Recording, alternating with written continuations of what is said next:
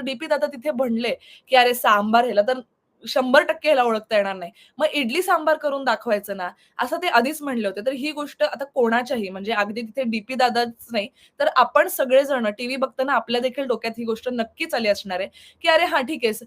हे नाही म्हणता येते तर त्याच्या जवळचा जो वर्ड असतो तो आपण तिथे दाखवूया किंवा तो ओळखता येईल का त्याला?" आणि नक्कीच इडली सांबार हे तिकडे 100% सूरजने ओळखू शकला असता तो. पण तिथे अंकिताने प्रयत्न केला नाही. तिने प्रयत्न मध्येच सोडला आणि तिची एक म्हणजे अभिजित बरोबर ती भांडायला लागली, जेही मला अजिबात पटलं नाही, की तुम्ही टास्कचा वेळ तू स्वतः संचालक होतीस.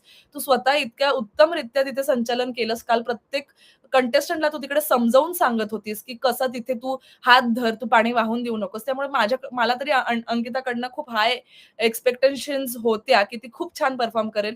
पण मी थोडी डिसअपॉइंट झाली आहे तिथे अंकिताचा गेम प्ले बघून. कारण का जेव्हा ती उत्तम मार्गदर्शन करते लोकांना, पण जेव्हा तिची वेळ येते